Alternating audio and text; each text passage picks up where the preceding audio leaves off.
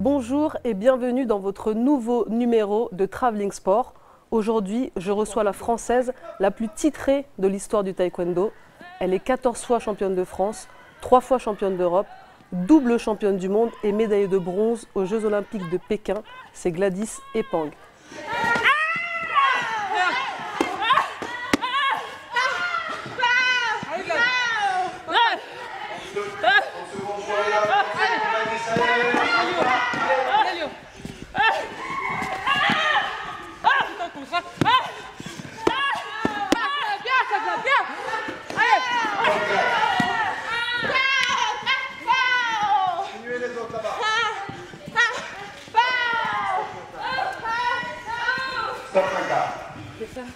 C'était 2 minutes.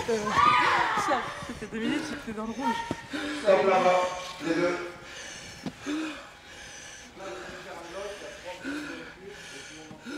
Salut Gladys. Salut Lucie. Alors là, j'ai cité tes plus grands titres de ton palmarès, mais le taekwondo, tu l'as commencé à 11 ans. L'aventure commence à 11 ans, c'est ça? Tout à fait. J'ai commencé à 11 ans en suivant une copine dans un club de taekwondo. Et pourquoi le taekwondo? J'ai toujours été fan d'arts martiaux, notamment des acteurs Bruce Lee, Jackie Chan et Jean-Claude Van Damme. Donc, aimant le sport et les arts martiaux, je me suis tout naturellement dirigée vers le taekwondo au hasard, je dois le dire. Et tu commences dans quel club? T'habites où à cette époque? À cette époque-là, j'habite à La Courneuve et donc je commence au judo club cournevien. À cette époque-là, c'est la banlieue parisienne. Ça se passe comment pour une enfant de 11 ans comme toi? Bien, ça se passe très bien parce que à l'époque où j'ai décidé de m'intéresser à ce sport, je faisais déjà d'autres sports avant. Donc, Quel sport? J'ai pratiqué du badminton, du tennis de table, du volley, du handball, de l'athlétisme qui a été mon premier sport. Et puis voilà, donc à l'âge de 11 ans, j'ai trouvé le taekwondo et puis c'est un sport auquel je suis restée accrochée. Mais tu es plutôt garçon manqué à l'époque? Tu fais beaucoup de sport, tu es plutôt garçon manqué? Tu traînes avec les garçons ou tu es comment?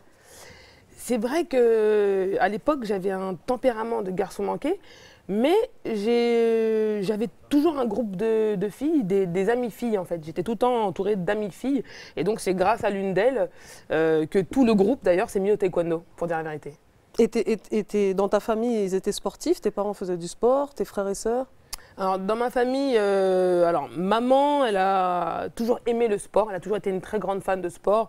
Donc à la maison, quand il y avait les Jeux Olympiques, la Coupe du Monde de foot ou encore des événements sportifs comme Roland-Garros, on regardait tous ça bien évidemment.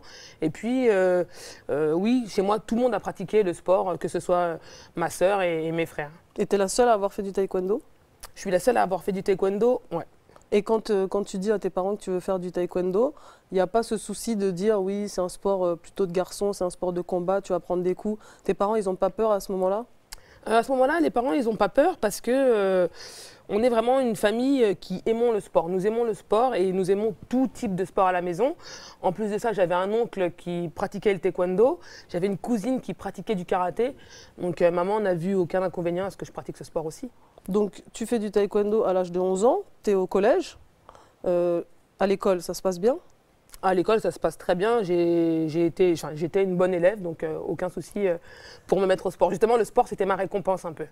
Et tu penses à ce moment-là au sport de haut niveau, à être une championne? Tu regardes le taekwondo à la télé, tu regardes les JO. À l'époque, quand tu commences le taekwondo, le sport, il n'est pas encore olympique. Le taekwondo devient olympique en 2000. Qu'est-ce qui t'attire? Est-ce que tu suis déjà le taekwondo? Est-ce que tu connais les champions? Pascal Gentil? Alors en fait, quand je commence le taekwondo, je ne connais aucun champion et je sais que cette discipline n'était pas olympique à l'époque. Mais moi, ce qui m'intéressait dans cette discipline, c'était de pouvoir crier, taper, sauter, donner des coups de pied, parce que c'était toutes les choses que je n'avais pas le droit de faire à l'école. Et donc du coup, le taekwondo, c'était un peu un exutoire dans lequel j'avais le droit de me défouler à 100%. Et tu penses à être championne de taekwondo à ce moment-là? Absolument pas. Au début, je ne pense pas du tout à être championne. Je le fais parce que c'est un nouveau loisir pour moi. C'est une nouvelle manière de m'exprimer en dehors des sports que je pratiquais déjà. Et puis, voilà, c'était pour passer du temps avec mes amis, tout simplement. Alors, comment t'expliques? Tu ne penses pas forcément être championne et seulement 6 ans après avoir commencé le taekwondo, tu te retrouves dans un pôle France. C'est vrai que c'est allé très vite parce que j'ai eu la chance dans mon parcours de tomber sur des bons professeurs, sur des bons instructeurs qui m'ont tout de suite donné le goût de la compétition, le goût de réussir, le goût du travail. Et puis, ben voilà, petit à petit, j'ai franchi toutes les étapes, toutes les sélections, que ce soit départementales, régionales, nationales, pour ensuite me retrouver dans un pôle France. Et bien justement, le pôle France, c'est à Toulouse à l'époque. Et on a contacté ton premier entraîneur là-bas, au Crêpes de Toulouse, Michel Delanegra. Bonjour. Bonjour. On l'a pas. Tu m'entends, Michel? Oh. Je suis très content de parler icône de taekwondo. Ah bah merci, Michel. Je te remercie. Incontournable. Quelqu'un qui a du cœur, qui a beaucoup travaillé. Et je suis très très fier au jour d'aujourd'hui où tu en es. J'espère que tu n'oublieras jamais les 18 ans avec le gâteau aux États-Unis. Si tu veux raconter l'histoire. Raconte-nous un peu, Gladys, cette histoire. Alors, cette histoire, c'est que avec Michel, on part en stage. On part en stage dans le Colorado, au Centre olympique américain. Et donc, on est parti, je crois, la deuxième semaine d'août. Et puis, il se trouve que c'était le jour de mon anniversaire. Le jour de mon anniversaire arrive, pardon. Et puis, on passe une journée banale. Tout le monde me dit bon anniversaire, mais tranquille, rien de plus. Et puis, arrive le soir, après les entraînements. Et là, je rentre dans ma chambre. Et là, je vois tous les Français, des Américains, des Chinois qui me souhaitent bon anniversaire avec un super gâteau. Et c'était Michel qui s'était occupé de tout ça. Et c'est un très beau souvenir. J'ai trempé la tête dans le gâteau. Ça, c'est vrai. Ouais. Sur son visage. C'est vrai que je me suis retrouvée avec beaucoup de gâteaux sur le visage. C'était une très gentille blague. À l'époque où vous recevez Gladys au Crêpes de Toulouse, elle est comment? Elle est déjà très très forte, elle est douée? Non, non. Ça a été très compliqué parce que Gladys, c'est quelqu'un de très spécial.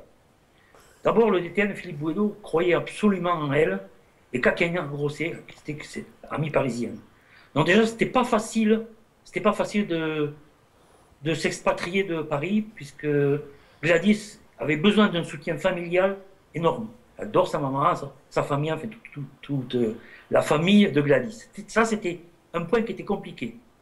Après, on ne va pas dire qu'elle était super douée, mais Philippe Bouedo disait toujours, il y a quelque chose de génie en elle. C'est-à-dire qu'elle arrive en taekwondo, c'est compliqué, mais l'être humain est unique. Mais ce qu'est arrivé à faire Gladys, c'était énorme. D'abord, elle se plaint jamais. Elle travaille à l'école et elle travaille parce qu'ils avaient double projet au Crêpes.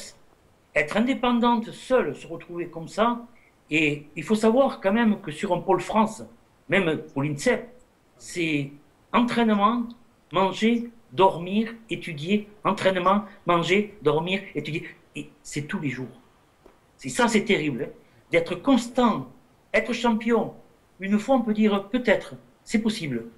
Mais l'icône qui est maintenant Gladys en France, c'est énorme. C'est énorme parce qu'elle est constante. Depuis des années et des années. On ne parle pas aussi de la nourriture. Il faut faire attention à ça aussi. C'est constant, on ne peut pas savoir. Rien que d'être au régime, je pense que vous êtes une championne de judo. Aussi, à côté de Gladys, vous savez ce que c'est, devant l'assiette, il y a ceux qui mangent de l'herbe et il y a ceux qui mangent deux steaks. Comme son copain Pascal Gentil, par exemple. Donc, il faut vivre avec ça tous les jours. Et ça, Gladys, bravo, parce que c'est vraiment magnifique. Et tu me connais, Gladys. Je le dis vraiment sincèrement et du fond de mon cœur. Parce que je ne suis pas quelqu'un qui cache ses sentiments. Moi, j'ai toujours été près de vous, entièrement dévoué pour vous. Et si j'avais pu faire n'importe quoi, j'ai fait 15 km à pied à Colorado Sprint pour trouver ce gâteau. Il n'y avait pas. Mais je croise les doigts énormes, puisque tu es monté sur les plus hautes marches du podium, et tu sais que tu peux être très bien plusieurs fois champion du monde, mais s'il te plaît, champion olympique, ça, c'est planétaire. C'est la planète. Champion du monde de taekwondo, c'est dans notre monde à nous. Et les gens qui le voient, un peu. Mais si tu es champion olympique, Gladys, c'est le ciel et Dieu qui t'ouvre vers toi. Tu penses que tous tes amis, tout le travail de Roger Pierre-Louis, de la fédération, de Philippe qui croit en toi, de Ouri, de tous les coachs, tout le monde qui est près de toi, qui travaille avec toi, tu sais très bien que sans eux, c'est impossible. Il faut être toujours encadré. Les médecins, après, elle a eu un gros problème aussi médical. Elle n'a pas baissé les bras, elle a été sage, elle a été dans son coin. Et Dieu sait, si c'est dur pour qu'elle soit sage, comme elle dit, elle ne tapait pas. C'est un caractère de folie. C'est une très belle jeune femme. Elle mérite d'être championne olympique. Maintenant, il faut juste un peu de patience et évidemment, beaucoup de préparation. Gladys, quand tu arrives au Krebs à 17 ans, Michel, c'est un peu ton deuxième père? Ah ouais, Michel, c'est vraiment comme un deuxième père parce que c'était bien plus qu'un entraîneur. Il s'occupait de nous avant l'entraînement, après l'entraînement, savoir si on avait bien mangé, si on avait bien fait nos devoirs, si on se sentait bien parce qu'il était conscient qu'on était voilà, très loin de nos familles. Donc pour lui, ce qui était très important, c'était notre bien-être. Surtout nous, on était 5 Parisiens à être descendus, on était complètement déracinés de nos familles, c'était la première fois. Donc sa préoccupation principale, c'était de savoir qu'on se sentait bien voilà, aussi loin de notre famille. Ce passage au Krebs, il t'a servi à la fois, j'imagine, pour progresser en taekwondo, mais aussi pour te renforcer, on va dire, psychologiquement et te préparer à ce qui allait arriver par la suite alors.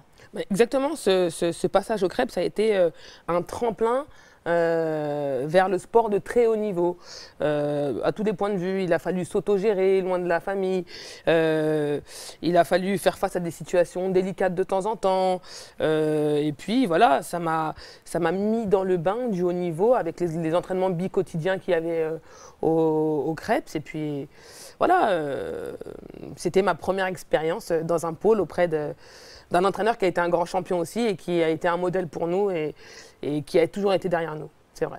Alors qu'est-ce que tu as envie de lui dire aujourd'hui à Michel? Alors aujourd'hui, Michel, je voudrais vraiment te remercier de m'avoir mis le pied à l'étrier de la sorte parce que sans toi, je pense que je n'y serais pas arrivée de la même manière. C'est très rare d'avoir des coachs qui s'investissent personnellement dans la vie d'un athlète au point que tu le fais.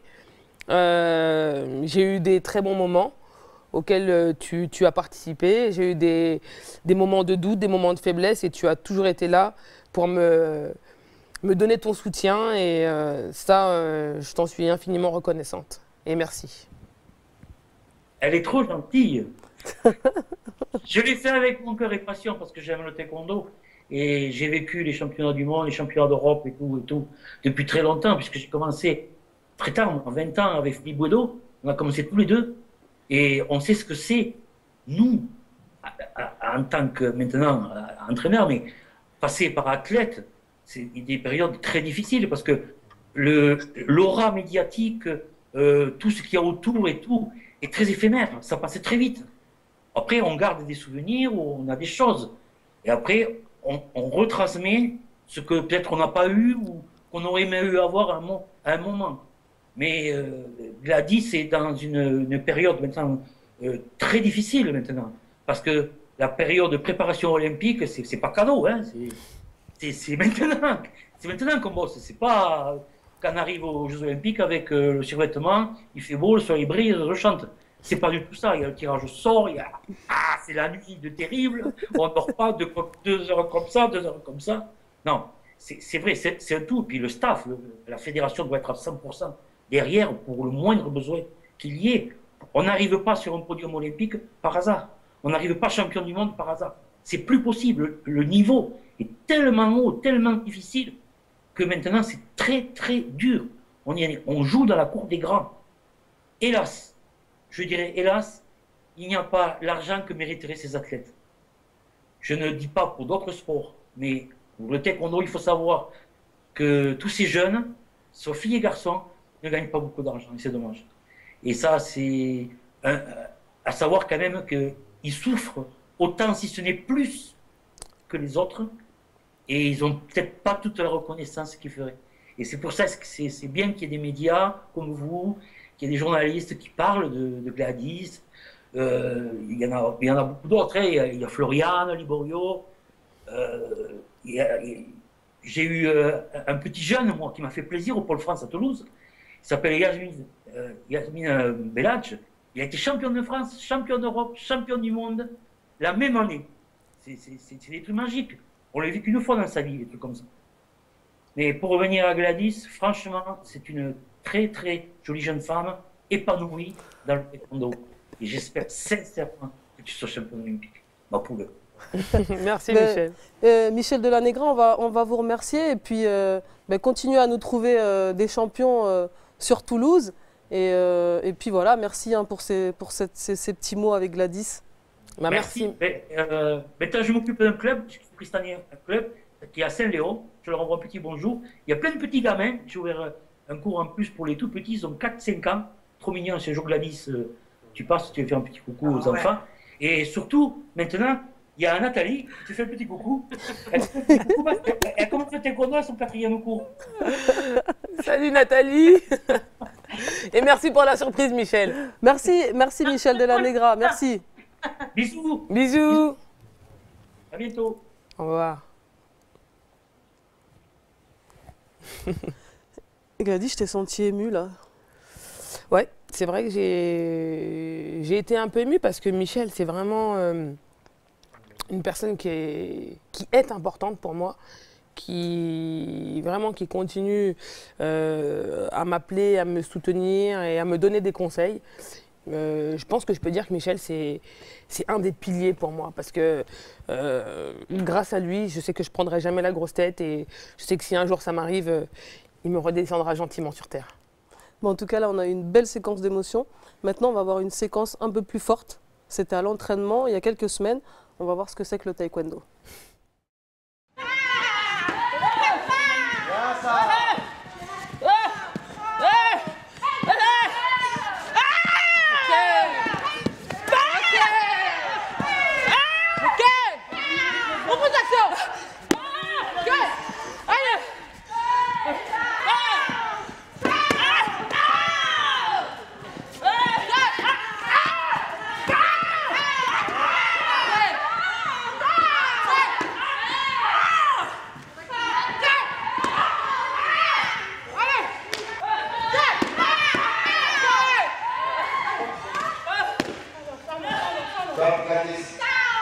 Tiens, ramène ton casque, on va en mettre un autre.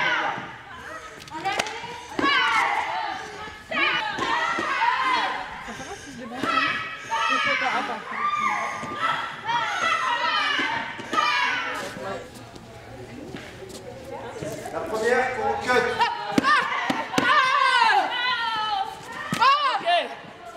Allez, voilà, amorce.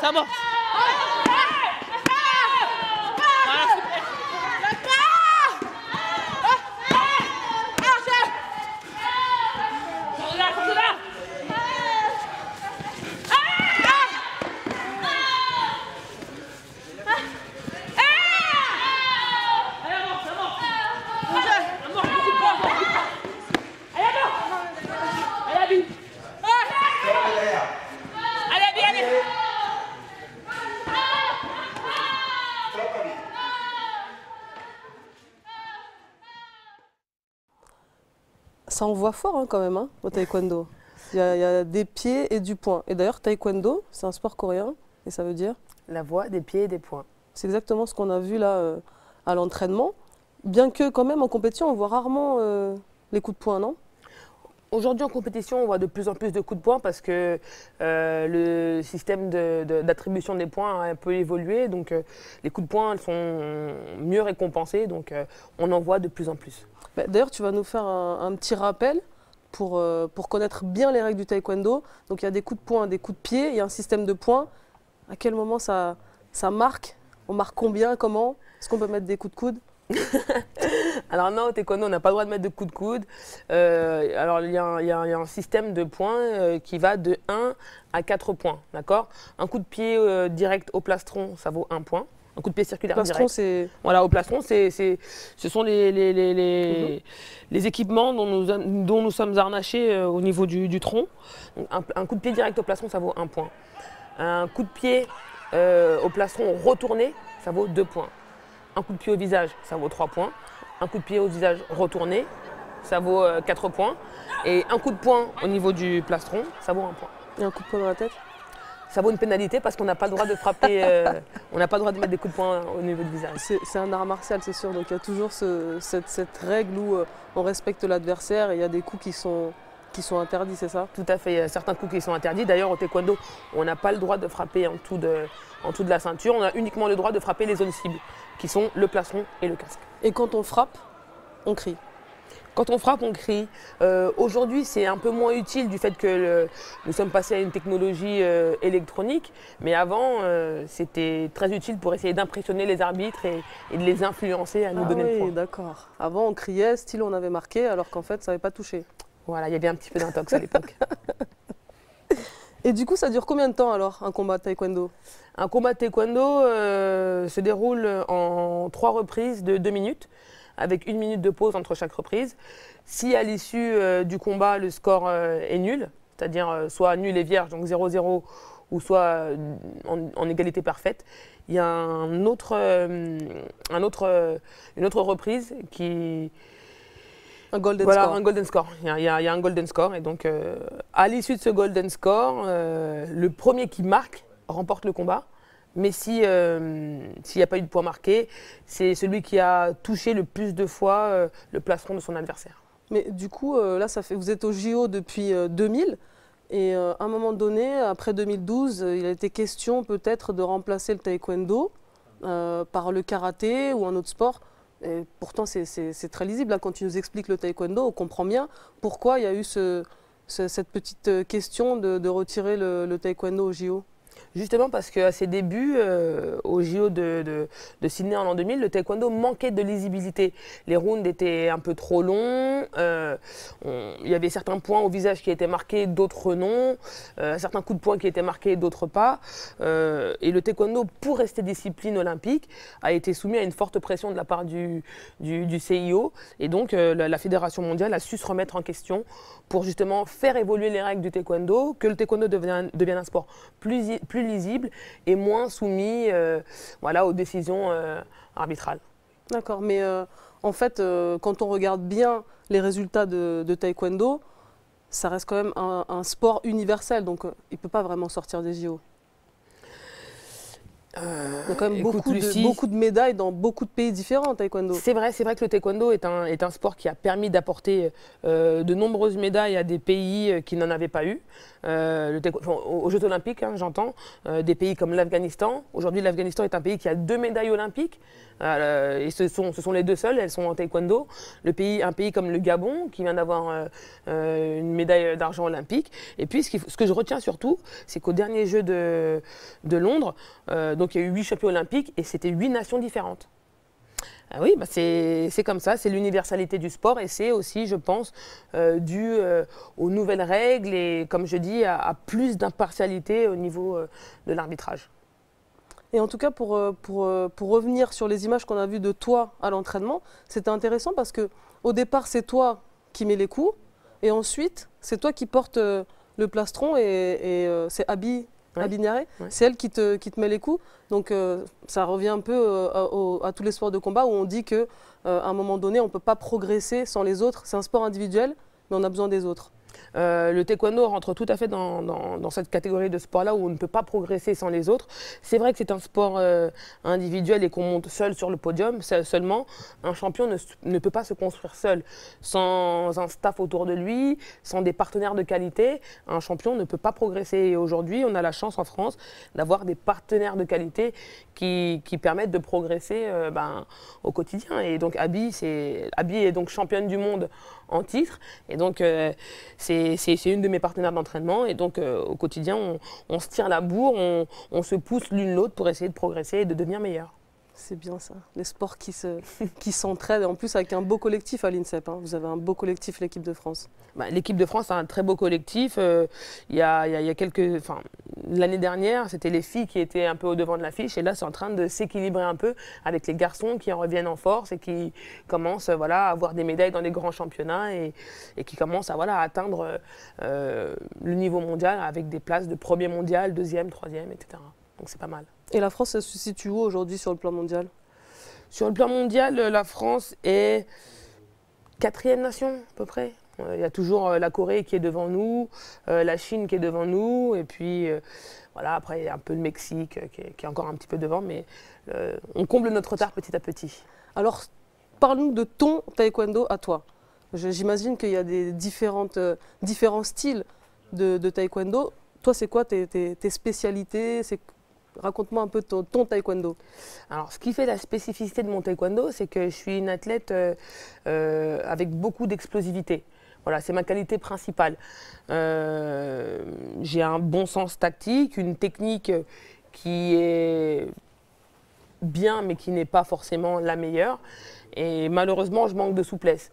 Donc, avec tout ça, il faut que j'essaye de mettre en avant mes points forts et de gommer mes défauts lors de compétitions. Voilà. Et t'es grande? Est-ce que elles sont toutes grandes dans ta catégorie ou t'es plus grande que les autres? Alors aujourd'hui, je fais plus partie des plus grandes parce que voilà, le taekwondo évolue, les gabarits évoluent aussi. Il y a quelques années, il y a 10 ans, la catégorie poids lourd, c'était toutes des filles qui faisaient 1m60, qui pesaient 90 kg. Aujourd'hui, c'est plus le cas. Aujourd'hui, on a des filles, la moyenne des filles de la catégorie poids lourde, c'est 1m75, 76 pour 74, 75 kg. Aujourd'hui, c'est ça la réalité du taekwondo. Donc, avec des jambes qui mesurent 1 mètre ou parfois plus. Déjà que toi, t'as fait combien tes jambes? 1 mètre combien? Moi, elles font 1m05, je crois, un truc comme ça. C'est déjà pas mal. Hein. C'est pas mal. 1m05 de jambes, c'est presque Adriana Carambeu. Presque. Mais j'ai un tout petit tronc. Voilà, j'ai un tout petit tronc, donc avec un tronc plus grand, j'aurais peut-être eu un peu plus d'allonge. Ouais, t'en as déjà pas mal quand même. Ton spécial, c'est le coup à la tête, 4 points alors? Comme je te l'ai dit, je suis pas très souple, donc mon spécial c'est le coup de pied retourné, le coup de pied cheval comme on appelle, et c'est un coup de pied qui rapporte 2 points et qui m'a déjà sorti de nombreuses situations difficiles. Et justement, les situations en compétition, c'est un sport de combat. Moi, je sais quand j'arrivais dans la salle de compète, j'avais un peu cette peur, cette émotion qui me gagnait. Toi, comment tu gères ça? Est-ce que tu as ce stress? Est-ce que tu t'isoles? Est-ce que tu es plutôt comme tu es dans la vie, tu rigoles? Comment ça se passe pour toi la compétition? En compétition, j'ai besoin de me sentir entourée. Alors, je reste avec mes amis, j'essaye de me détendre au maximum avant de pouvoir combattre. Par contre, c'est vrai que 30 minutes avant de combattre, j'ai besoin de rester un peu dans ma bulle, de m'isoler, de me concentrer, de me remémoriser tout ce que j'ai à faire face à l'adversaire en question. Et puis voilà, mais une fois que le combat est passé, je me décontracte à nouveau, je rigole avec mes camarades, et puis ensuite, voilà. C'est un cycle qui revient à chaque fois. Mais tu es concentré vraiment que la partie combat. Tout le reste, tu as été assez détendu. Tout le reste, j'essaye de me détendre parce que, pour te donner une idée, une journée de compétition, chez nous, ce sont des montagnes russes. Alors à un moment, on est en bas, on est décontracté, et puis ensuite on nous appelle pour aller à la chambre d'appel, le stress monte, le stress atteint son point culminant juste avant de rencontrer son adversaire, juste avant que l'arbitre dise si Jack chez nous. Et puis voilà, une fois que le combat est terminé, on redescend tout doucement, on a une phase de récupération, et puis voilà, on va remonter, etc. etc. En judo, souvent on dit le premier combat, c'est la pesée. J'imagine qu'en taekwondo, c'était la même chose. Toi, tu as fait beaucoup de catégories différentes.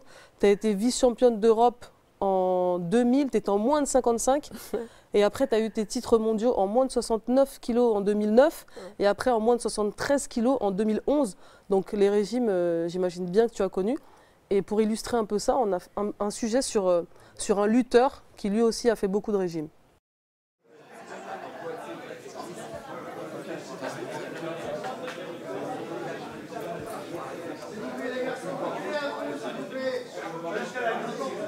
le premier combat en lutte, c'est pas ton premier adversaire, c'est la balance.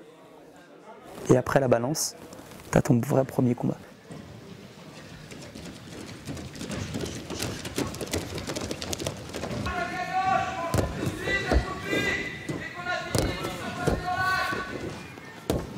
Ça met en activité le corps. On commence à suer déjà un peu. Et en fait, une fois que la sudation elle est activée, c'est parti, on est lancé dans la séance. Donc après, on fait une séance normalement. Là, comme on n'est pas loin de la compétition, ça va pas durer super longtemps, peut-être 1h15. Puis après, le but c'est de pas s'arrêter entre les 1h15 et l'activité que je vais faire derrière.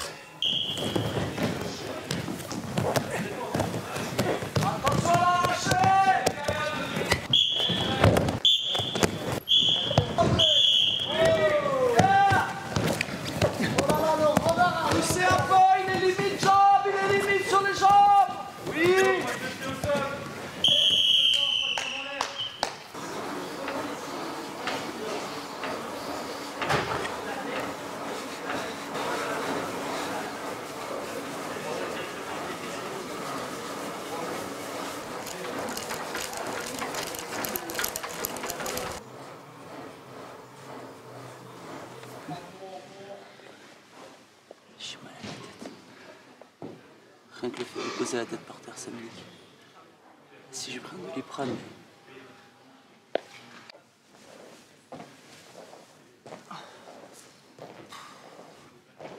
Pas envie ça. De l'activité. Ah, de la présence. Encore. Et la présence sur l'adversaire.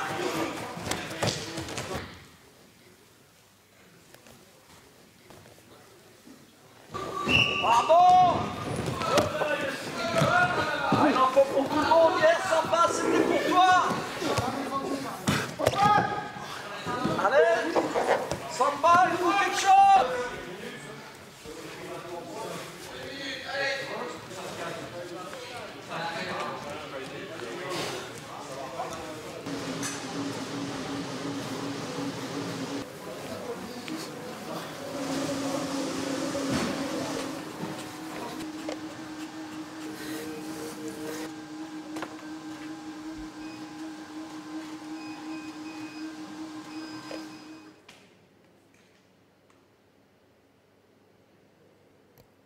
Allez, 10. Pause. Allez, attention, encore. C'est parti. On enchaîne, Gilles.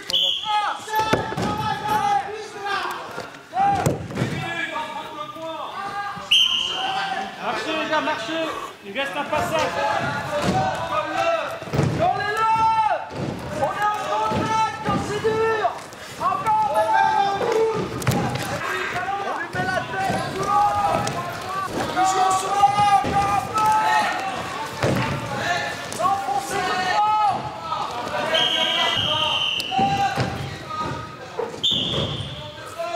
30. Il y en a un ou deux de trop. On a 5 ici à bout dessus. Vous pouvez en enlever un ou deux. On s'habille notre team. Très bon terminé le gars.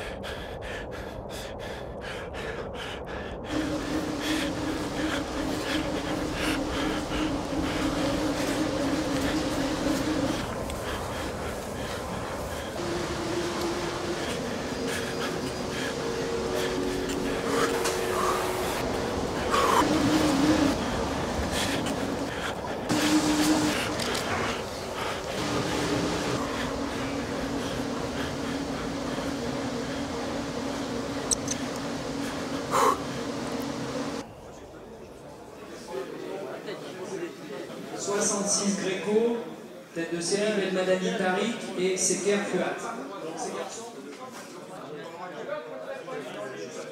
C'est dur la lutte, il n'y a rien à gagner. Ne serait-ce que la satisfaction personnelle et l'amour qu'on a pour ce sport. Mais tu doutes parce que tu te dis pourquoi je fais tout ça? Pourquoi est-ce que je perds autant de poids? Pourquoi est-ce que je me fais autant mal? Pour au final quoi? Bon après quand le régime est passé tu te poses moins ces questions parce que tu dis ouais je sais pourquoi je fais de la lutte, parce que j'aime ce sport, parce que... Mais sur le moment quand c'est dur tu dis pourquoi je fais tout ça? Gladys, les régimes ça te parle hein? Moi je me souviens t'avoir croisé dans les saunas. À l'époque tu tirais en moins de 59 kilos. Pour toi, c'est quoi cette expérience avec les régimes? Les régimes, je dois dire la vérité, c'est un combat avant le combat. C'est dur parce que quand tu es en régime, tu es dans la privation constante. Et en plus, tu es dans l'effort extrême. Tu peux pas manger, tu peux pas boire comme tu veux, tu es obligé de te couvrir à l'entraînement. Les entraînements te paraissent plus difficiles, ils te paraissent plus longs. Et en fin de compte, ce qui est difficile avec le régime, c'est que parfois tu peux perdre ton objectif de vue qui est d'être performant en compétition. Toi, ton unique objectif, c'est de faire le poids sur la balance. Et ça, c'est quelque chose qui est difficile et qui m'a certaines fois handicapé. À côté de ça, j'ai envie de dire que le régime, c'est ce qui permet de rentrer dans la compétition avant ceux qui n'ont pas de régime à faire. Et c'est un bon moyen de se conditionner. Et moi, personnellement, c'était ce qui me donnait la rage de vaincre en compétition. Lorsque j'avais des régimes à faire, je me disais que ça, c'est une épreuve que mes adversaires me font endurer, malgré elles. Elles ne le savent pas, mais j'avais beaucoup de rage en moi par rapport à elles. Ça te donne quelque part une force en plus. Tu te dis, tu montes sur le tapis et tu te dis, je ne me suis pas perdu des kilos et des kilos à me priver pour rien faire le jour J, quoi. Exactement. Pour moi, pour moi, le régime, c'était un investissement. Et la médaille d'or, c'était le retour sur investissement en compétition. Donc, je me disais qu'à l'époque, il n'y avait pas moyen d'avoir perdu tant de poids pour faire un premier tour et rentrer à la maison. Donc, j'avais ce petit... À l'époque, j'allais chercher ce petit supplément d'âme dans cette descente au poids, dans ce régime-là. C'est vrai que là, on parle de régime. On a vu Fouad, le lutteur aussi, qui fait des régimes. Mais le mieux quand même, enfin, du moins pour les entraîneurs et même pour les athlètes, pour la santé, le mieux, ce serait de ne pas faire de régime et de changer de catégorie. C'est ce que tu as fait aussi au bout d'un moment. Évidemment, faire des régimes, ça a des conséquences. À chaque fois qu'on fait un régime, on reprend un peu plus de poids que la fois d'avant. Et du coup, moi, c'est ce qui m'a fait monter de catégorie parce que je ne voulais plus faire de régime. Les régimes, c'était devenu quelque chose de trop pénible pour moi. J'étais à chaque fois à l'extrême limite de me blesser. Parce que voilà, j'étais déshydratée, parce que mentalement, ça n'allait pas non plus. Et donc, du coup, le mieux, c'est de s'entraîner à son poids de corps et de faire un petit régime si besoin est, mais n'excédant pas 2 ou 3 kilos. Quand ça commence à dépasser 4, 5, 6, 7 kilos, ça devient des régimes extrêmes et c'est très difficile. Et justement, on a parlé de perte de poids pour les compétitions. Mais moi, j'aimerais bien que tu me parles de la perte de poids que tu as fait en 2012. Alors déjà, on va rappeler un peu l'épisode de 2012. Tu as été forfait pour les JO. Est-ce que tu peux nous raconter un petit peu ce moment de ta vie et ce qui s'est passé exactement? Alors, j'ai été forfait pour les JO de Londres en 2012 parce que j'ai été atteinte du virus de la tuberculose osseuse, ce qu'on appelle le mal de Pott. Donc c'est un virus qui s'est introduit au niveau des os de ma colonne vertébrale et qui a rongé l'os de la colonne vertébrale à tel point que j'avais une vertèbre qui était pas plus épaisse qu'une feuille, qu'un papier, quoi. Et donc j'aurais pu me retrouver paralysée si je m'étais pris un coup dans le dos ou si j'avais fait une mauvaise chute. Donc, suite à ce virus-là, j'ai dû déclarer forfait pour les Jeux de Londres. Il y a le diagnostic, tu apprends que tu es malade, donc tu dois annoncer ton forfait pour les Jeux. Après ça, comment ça se passe? On sait que tu fais 3e à Pékin, tu es championne du monde en 2011. Donc ce titre, en 2012, tu l'avais préparé. Ce titre pour les Jeux de Londres, tu le prépares. Tu es forfait. Comment ça se passe dans ta tête? Alors, entre le moment où le médecin m'annonce que je ne pourrais pas participer aux Jeux Olympiques et le moment où j'annonce ce forfait, il se passe 2 semaines. Donc c'est 2 semaines où je ne sais pas trop ce que je vais faire, je ne sais pas trop comment je vais réagir. Bah, déjà, j'accuse le coup. J'accuse le coup, je m'entoure d'amis, de la famille qui me donnent chacun un peu tous leurs conseils. Et puis, quand j'annonce mon forfait pour les Jeux, je suis vraiment dépitée. Je suis dépitée, je suis, comme j'aime bien le dire, c'est une expression que j'aime bien employer, je suis au bout de ma vie à ce moment-là. J'ai l'impression de laisser tout le monde tomber. J'ai l'impression de laisser tomber mes partenaires. J'ai l'impression de laisser tomber tous les gens avec lesquels je m'étais engagée pour devenir championne olympique parce que voilà, je vis quand même à l'INSEP, il y a plein d'athlètes avec lesquels je communique et avec lesquels on était motivés à devenir champion olympique. Et tous les jours, au self, en se croisant, on dit « bon ça va, tu vas bien la préparation et tout ». Et puis bah, moi, je dois annoncer que je ne peux pas faire les Jeux olympiques. Donc c'est une grande frustration à titre personnel, mais aussi… Mais tu parlais justement de tes amis athlètes et je ne sais pas si tu t'en es rendu compte, mais vraiment, ça a touché vraiment la famille du sport, ça a touché tout le monde.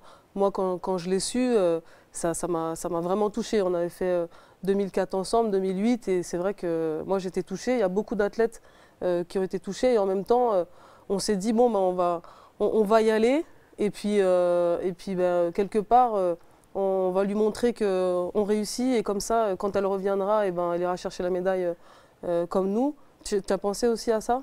J'ai pensé à ça parce que, alors tout de suite j'ai accusé le coup quand j'y allais pas, mais ensuite je me suis dit, ben, je vais quand même aller aux Jeux Olympiques parce que j'ai quand même des amis, j'ai quand même des copains d'entraînement, des copains de l'INSEP qui participent aux Jeux et j'ai envie de participer à ma manière. Alors ma manière, ça allait être d'aller sur les terrains, de les encourager du mieux que je peux, de faire la fête avec eux quand il y avait succès et de partager aussi les moments un peu moins évidents quand il y a eu défaite ou déception. Voilà, c'est vrai que j'ai accusé le coup, mais je me suis vite repris en main pour essayer d'apporter quelque chose de positif à ceux qui allaient y participer. Et quand tu dis tu t'es vite repris en main, il y a aussi cette phase de réathlétisation quand tu reviens en France, où là tu as pris un petit peu de poids, il faut le dire. Beaucoup, faut le dire. Et ensuite, là, eh ben, il faut commencer à se remettre dans la préparation physique, un peu dans le taekwondo aussi. Et on a un petit clin d'œil pour Yann Morisseau, qui était son préparateur physique à l'époque. Et on va voir un sujet sur un de ses entraînements. Okay. Regarde devant toi, voilà. Tu dois maîtriser l'espace, tu dois savoir où sont les limites. Pas de talon au sol, on reste fixé, on essaye de verrouiller le genou. Top, change. Dylan, solide sur ton pied. Travail de fléchisseur de hanche, là. C'est là qu'il doit travailler. C'est la blessée qui lève le genou le plus. C'est normal, ça? Ça souffle. Ah, on reste le plus droit possible, on verrouille ce genou-là. Vous allez vous équiper avec les élastiques. Enfin, sans longueur, là. Ça, c'est pas grand-chose. Voilà, c'est ça. Rasant et plus de fréquence. Jambes avant. Travail de défense et plus travail d'attaque. C'est tout l'intérêt de l'élastique. Contre-vitesse, sur-vitesse. 3, 2, 1, hep. Voilà, et on garde toujours la même rythmique. On s'applique, on résiste, ça doit rebondir en permanence. Ok, souffle, change. 3, 2, 1, hep, c'est parti. Neutralise ta jambe. Bim, boum, bim, boum. Je vais pas être obligé de l'attacher. Allez, en position. Bim, bim, bim, bim. Toujours pas de talon au sol, hein. Prêt? Hop, faut que ça marche, faut mettre de la conviction. Toran, c'est nickel, ça. Ça me plaît. Tout de suite, en position, traîne pas. Donc c'est soit 1, soit 2, soit 3. 1, 2, 3, 2, 1. Ah, c'est la jambe qui repousse, là. Cette jambe avant, tout de suite, je repousse. Tu vois, il y a pas de... Pourquoi il y a 2 appuis derrière le plot? Là, tu croises encore. Là, je croise pas. Sur vitesse, contre-vitesse, arrière, avant. Donc là, dans ce sens-là, vous allez travailler maintenant. Ça enchaîne. Pam, pam, pam. Perdez pas de temps. En position. Vous écoutez? Bim, bim. Arrière. Et vous revenez pour frapper. Et ça relance. Je freine. Bam, je repars. Excellent. Dernier? Allez. C'était il y a 1 an, ça c'est du passé. Maintenant, aujourd'hui, Gladys Sepang, ça se passe comment?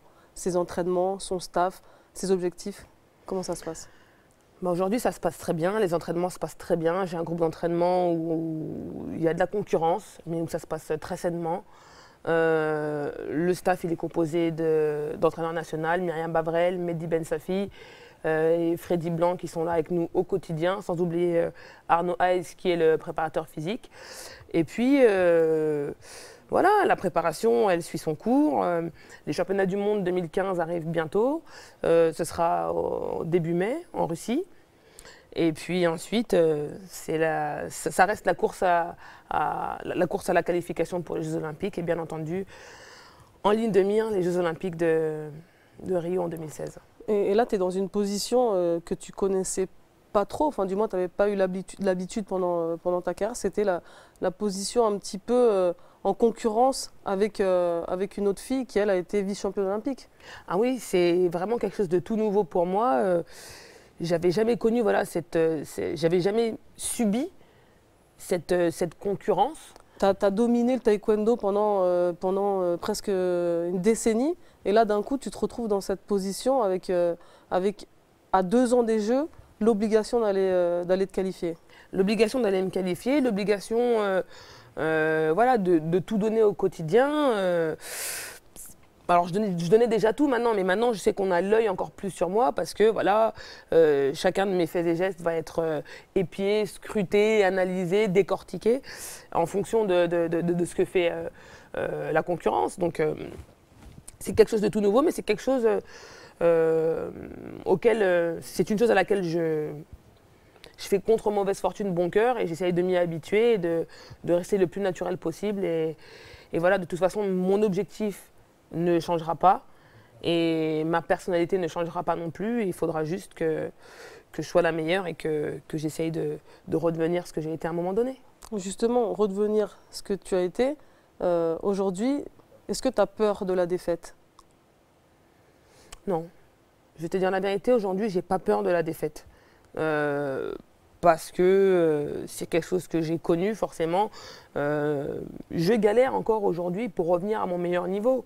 Et donc, qui dit galère, dit défaite. Donc, j'ai envie de te dire, c'est pas quelque chose, c'est pas une chose à laquelle on s'habitue, la défaite. Mais maintenant, j'ai appris à me dire que ça faisait partie du jeu. Ça fait partie du jeu, mais en tout cas, tu vas t'entraîner tous les jours pour ton objectif, qui sont les Jeux de Rio. Et ben, l'entraînement, on en reparle encore avec un jeune gymnaste, fait partie de l'équipe de France junior de gymnastique, et il apprend un nouveau geste à la barre fixe.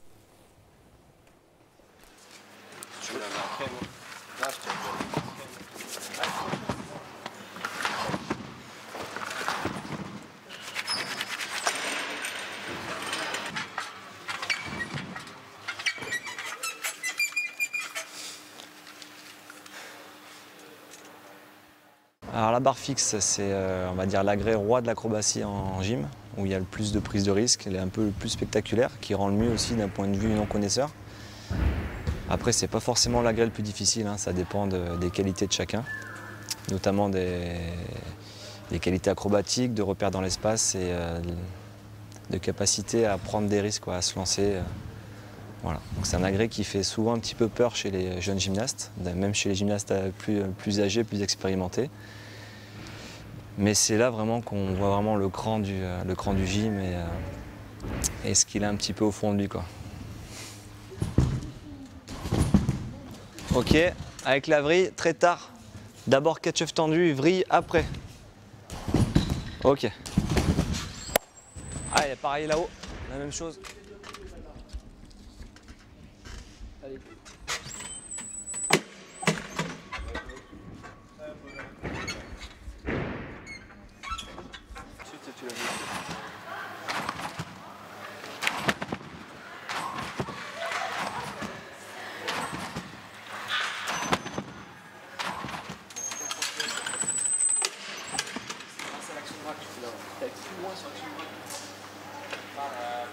Allez Robin. Allez. Allez Robin. Allez.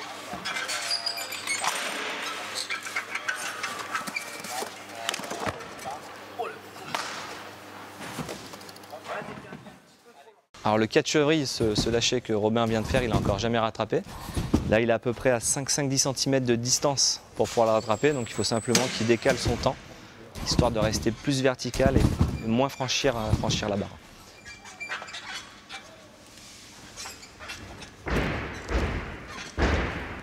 Robin, il était pas mal, la hauteur était très bien, tu as juste ouvert trop tard derrière. Et surtout, pas assez dynamisme dans l'ouverture, il faut arracher la barre derrière. Voilà. Ok? Allez. Voilà. Vas-y, fais-en un où tu la chopes bien et après tu passes en haut. Ah, tu rattrapes avec les pouces. Non, mets les pouces dessous, tu avais les pouces dessous là. Les pouces au-dessus, on crochette. Là. Ok? Elle va s'accrocher toute seule là. Mets pas les pouces.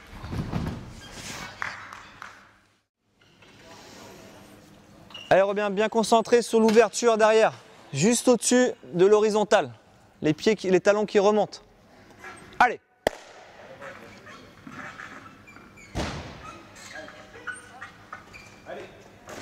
Ah là là là là là.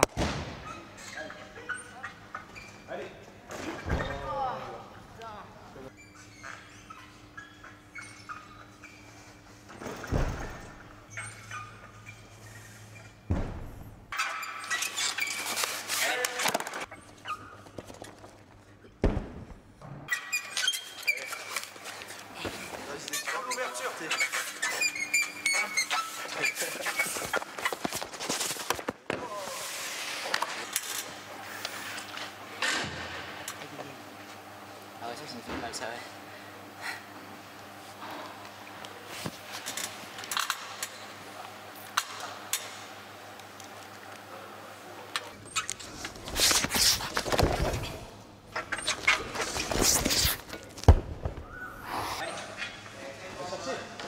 Oh là là là là là là là là là là là là.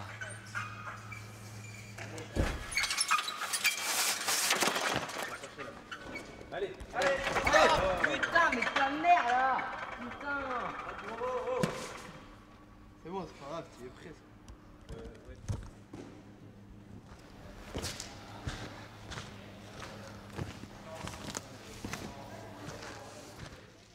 Oh, on est à l'entraînement là, debout là. Tu commences à me gonfler là, avec tes comportements là. Je t'ai déjà dit que tu allais déjà bien loin, tu as déjà bien dépassé le quota là pour aujourd'hui. Qu'est-ce que tu fais? Tu donnes un coup dans le truc là? Stop là, tu vas au vestiaire. Et tu restes au vestiaire, tu retournes pas dans ta chambre.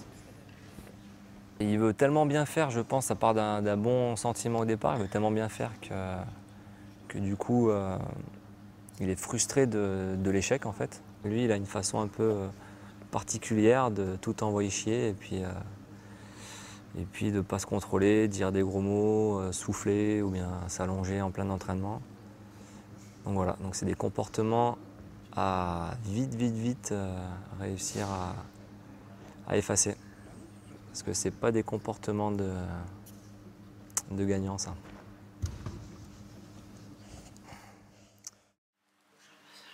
Allez Polo, bien vertical, ton sol est sauté, c'est bon, c'est réglé.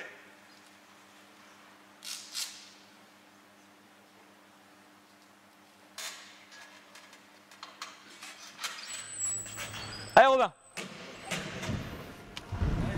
Allez. Fort l'ouverture derrière là. Hein.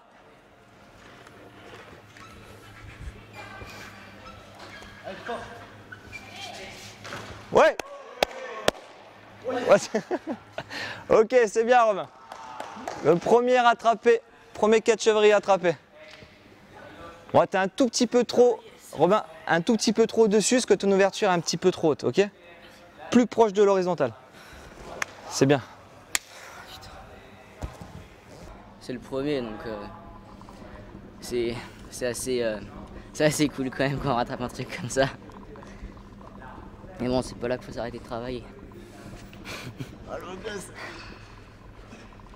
Bien baisé le genou. Tu vois comme t'es ouvert tôt derrière. On voit ce jeune qui s'acharne sur cette barre fixe. Toi qui es ici à l'INSEP depuis des années, peut-être que tu le connais? Alors je ne le connais pas personnellement, mais j'ai eu l'occasion de discuter quelques fois avec lui lorsqu'on s'est retrouvés à l'unité de récupération à la balnéothérapie. Et c'est marrant de voir les comportements des athlètes lorsqu'ils sont sur le terrain, parce qu'en balnéothérapie, il est comme ça, tout timide, tout calme, et visiblement, on voit que c'est quelqu'un qui a une forte personnalité, un gros caractère. Voilà, il s'emporte, il dit parfois des gros mots, mais c'est normal, c'est le côté tout feu, tout flamme des mini-champions, comme j'aime bien les appeler. Et bah, il arrive à passer son geste à la barre, et voilà, c'est à force d'abnégation, il a dû en cauchemarder de ce mouvement-là, mais pour finir, il y arrive, et ça, c'est la marque des plus grands champions. Il sera sûrement un grand champion, mais en tout cas là, il est au début de sa carrière. Pour revenir à toi, aujourd'hui, tu te situes où dans ton chemin, le chemin de ta carrière, tu te situes où sur ce chemin? Ben, j'ai envie de te dire qu'on arrive à la fin du livre. Cependant, il y a les plus belles pages qui restent encore à écrire, mais le plus grand de ma carrière est derrière moi. Et je ne regarde pas trop ce que j'ai fait, je me retournerai à la fin, quand j'aurai décidé de tout arrêter. Mais comme je te dis, voilà, il reste de belles pages à écrire. Tu as 30 ans, ça fait 18 ans que tu es à l'INSEP. Tu vas continuer encore à t'entraîner comme quand tu étais jeune pour atteindre ton objectif? Je pense qu'aujourd'hui, il faut s'entraîner dur, mais il faut s'entraîner différemment. Aujourd'hui, voilà, je ne récupère pas de la même manière que quand j'avais 20 ans. Je ne peux plus fournir les mêmes efforts aussi fréquemment que quand j'avais 20 ans. Simplement, il suffit de trouver le bon dosage pour que je continue à rester efficace en compétition. Et ça, c'est, j'ai envie de dire, c'est le problème des entraîneurs. C'est à eux de trouver les solutions pour que je reste performante tout en m'entraînant d'une manière un peu différente. Et en attendant ces JO de 2016, tu es fier de ton parcours, de ce que tu as fait pour le moment? Pour le moment, je trouve que c'est un parcours satisfaisant et j'espère le rendre exceptionnel bientôt. Avec la médaille d'or olympique? Avec la médaille d'or olympique autour du cou. Le taekwondo, le sport en général, tu penses que ça t'a apporté quoi dans ta vie? Le taekwondo et le sport en général, c'est vraiment ce qui m'a apporté de la confiance en moi. Parce que quand on est plus jeune, on a du mal à se trouver une place, en fin de compte, dans cette société. On ne sait pas trop quoi faire, on ne sait pas trop comment le faire. Et c'est vrai que le sport m'a donné une option supplémentaire sur un chemin de vie. J'aurais pu faire des études. Moi, j'aimais beaucoup les études d'économie. J'aurais pu continuer là-dedans. Justement, quand tu étais petite, tu te disais, tiens, je veux être... tu te disais quoi? Je veux être... Je crois que quand j'étais petite, je me disais que je voulais être avocate. Parce que j'ai toujours eu le sens de la répartie et j'ai toujours aimé défendre les gens. Donc je me disais que je voulais être avocate. Ensuite, en grandissant, je me suis dit que je voulais être journaliste parce que j'aimais bien apprendre des choses. Et puis j'aimais bien surtout, non seulement apprendre des choses, mais aussi les retransmettre à des gens. Il y a eu un moment où ça m'a effleuré de devenir entraîneur, mais j'ai vite vu que je n'avais pas la patience. J'ai pas la patience pour... Tu m'as parlé de journalisme, tu m'as parlé d'être entraîneur. Tu as fait des études de journalisme, oui. On était ensemble à Sportcom. Oui, tout à fait. Et tu fais ton professorat aussi. Ouais. Alors aujourd'hui, quelle voie t'intéresse le plus? Alors tu as donné 2 voies, moi je vais en apporter une 3e. Aujourd'hui, le taekwondo manque cruellement de médiatisation et de communication autour de ce sport. Je pense qu'on a des beaux champions, on a des médailles, on est performant. Aujourd'hui, je pense qu'il faut une communication qui soit différente de celle qu'on a en ce moment. Et donc, si j'obtiens mon professorat de sport, j'espère avoir une mission fédérale au niveau de la communication pour la dynamiser davantage et essayer qu'on ne s'intéresse plus au taekwondo uniquement tous les 4 ans. Tu vas être vraiment une ambassadrice du taekwondo et une ambassadrice aussi du sport en général. Je sais que tu t'es investie aussi dans le statut d'athlète de haut niveau. Tu t'es investie avec le ministère des Sports, qui discute avec un groupe d'athlètes de ce statut aussi, c'est ça? Oui, tout à fait. Je suis rentrée dans cette commission parce que j'estime qu'aujourd'hui, un sportif de haut niveau, c'est un athlète qui travaille pour la France et qui portent haut les couleurs de la France. Et aujourd'hui, je me dis que ces sportifs doivent avoir des statuts reconnus de la part voilà, de l'État et pour aider au mieux les sportifs à non seulement gérer leur carrière, mais surtout gérer leur après-carrière qui est parfois délicat. C'est parfois un moment délicat. Ambassadrice taekwondo, ambassadrice du sport en général, ambassadrice aussi du sport féminin? Alors c'est ambassadrice du sport féminin, oui, malgré moi, parce que je suis une femme et que aujourd'hui, il faut essayer de montrer une image positive de la femme que je suis et de la femme que toutes les arts martialistes sont, parce qu'on a tendance à dire que les filles qui font des arts martiaux sont des garçons manqués, alors que pas du tout. Il y a des filles qui sont extrêmement féminines, extrêmement femmes. Il y a même des femmes qui ont des enfants. Donc voilà, mais c'est pas mon combat le plus important. Le plus important, c'est de défendre le sport au plus haut niveau et puis d'essayer de trouver un statut à des athlètes qui soient hommes ou femmes. Gladys, je te remercie. On a passé un très bon moment. On en a appris beaucoup sur toi et puis sur ton sport, le taekwondo. Moi, j'ai un message personnel pour toi. Quand j'ai été championne olympique à Londres, tu étais dans les tribunes. Ça m'a beaucoup touchée. On s'est vu même après ma victoire, ça m'a beaucoup touchée. Et donc, je voulais que tu saches qu'à Rio, en 2016, je serai aussi dans la salle pour venir te voir et voir le moment où on va te remettre la médaille d'or olympique.